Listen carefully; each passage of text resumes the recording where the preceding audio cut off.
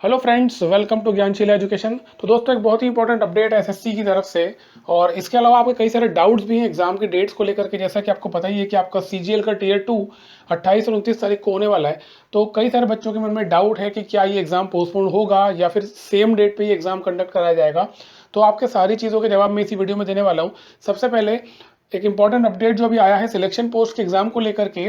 जैसा कि आपको पता है कि 2021 वाला सिलेक्शन पोस्ट एग्जाम जो 2 फरवरी से 10 फरवरी तक होने वाला था, वो 3 स्टेट्स के लिए पोस्टपोन किया गया है।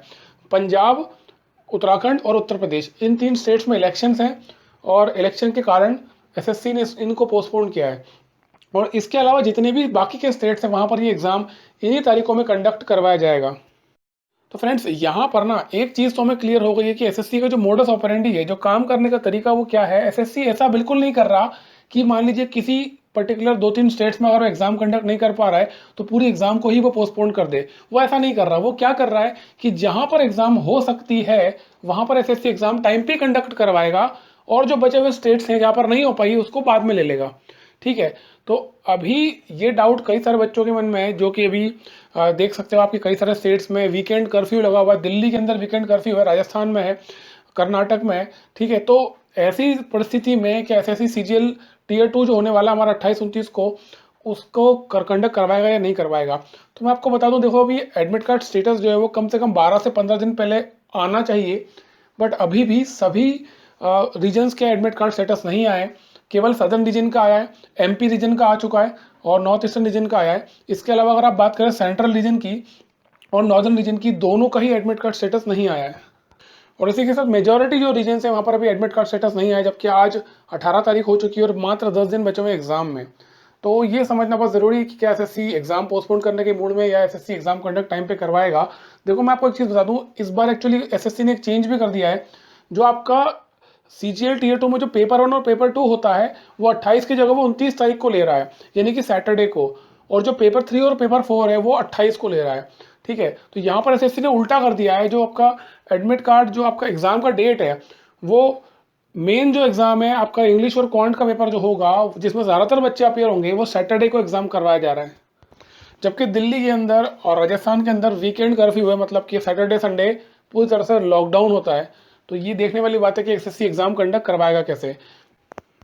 दूसरा, आप लोगों का बहुत सारे बच्चों का ये कंसर्न है कि आप, कई बच्चों को मेरे पास में पर्सनली मुझे बोला है कि वो लोग बीमार हो गए या कोविड पॉजिटिव हो गए, या कोई कई सारे रीजंस हैं, वो बहुत रिमोट एरिया में रहते हैं और ट्रांसपोर्ट के कन्वेंस के उनके पास फैसिलिटी अवेलेबल नहीं है। तो एग्जाम सेंटर तक कैसे जाएंगे अगर लॉकडाउन होता है या कर्फ्यू होता है वीकेंड पे। ठीक है। तो ये एक जेन्युइन कंसर्न है यार, और मैं समझता हूँ कि इसके ऊपर भी एसएससी को सोचना चाहिए कि एक फेयर कंपटीशन हो। ऐसा ना हो कि मेरे घर के बगल में ही अगर एग्जाम सेंटर है तो मैं तो एग्जाम दे दूं, लेकिन कोई 100 किलोमीटर 200 किलोमीटर ट्रैवल करके आ रहा है और उसके पास साधन ही ना हो ट्रैवल करने का, तो फिर वो कैसे एग्जाम देने आएगा और वो फिर एग्जाम दे ही नहीं पाएगा। तो ये चीज़ बहुत जेन्युइन चीज़ है और मुझे लगता है कि एसएससी को विचार करना चाहिए। और कई स्टूडेंट्स का ये भी मानना है कि एग्जाम टाइम पे हो जाए, क्योंकि ऑलरेडी एग्जाम बहुत लेट चल रहा है हमारा। 2021 का जो टीयर 2 है, तो 2020 वाला जो टीयर 2 है वो 2022 में जाके हो रहा है। तो ये ऑलरेडी बहुत देर हो चुकी है इस एग्जाम में। तो जो भी यार, मतलब जो भी डिसीजन हो वो फेयर होना चाहिए, जैसा भी हो। मुझे ऐसा लगता है कि अभी वीकेंड जो लॉकडाउन है, तो उस परिस्थिति में एग्जाम कंडक्ट करवाना शायद फिजिबल ना हो एसएससी के लिए। लेकिन फाइनल कॉल तो एसएससी का ही होगा। एसएससी ही डिसाइड करेगा कि उसको एग्जाम कंडक्ट करवाना है या इसको पोस्टपोन करना है। जो भी हो, अगर आप लोगों को लगता है कि ये चीज़ एसएससी तक आप पहुंचाना चाहते हो, कि आपका एक जेन्युइन कंसर्न है कि आप मान लीजिए कोविड पॉजिटिव हो गए या बीमार हो गए और आप एग्ज़ाम नहीं दे पा रहे हो या नहीं दे पाओगे, तो उस परिस्थिति में आपको एक फेयर चांस मिलना चाहिए।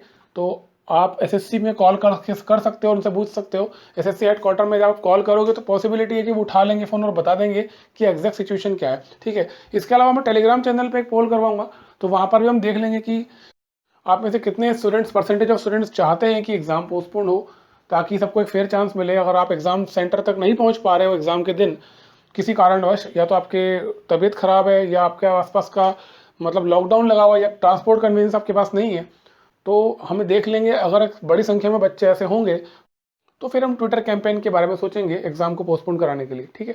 बट वही मैं कह रहा हूँ कि फेयर होना चाहिए कंपटीशन। ऐसा नहीं होना चाहिए कि कोई बच्चा अगर जेन्युइनली वो एग्ज़ाम देना चाहता है लेकिन किन इन कारणों की वजह से, या कोविड पॉजिटिव हो गया या बीमार हो गए, या आपके क्षेत्र में जहाँ पर रहते हो वहाँ लॉकडाउन लग गया और उस वजह से अगर आप एग्ज़ाम नहीं दे पाए, तो यार ये तो अनफेयर कहलाएगा और ऐसा नहीं होना चाहिए। तो सबको एक इक्वल चांस मिलना चाहिए इसके लिए।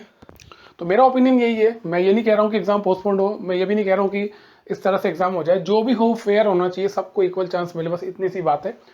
तो टेलीग्राम चैनल पे चले जाओ, डिस्क्रिप्शन में लिंक है, और अपना ओपिनियन आप दे सकते हो जो भी आपको लगता है, और जो भी फाइनल उसका आउटकम आएगा उसके हिसाब से हम एक्ट करेंगे। ठीक है, इस वीडियो में इतना ही था, मिलते हैं अगले वीडियो में। थैंक यू सो मच, जय हिंद।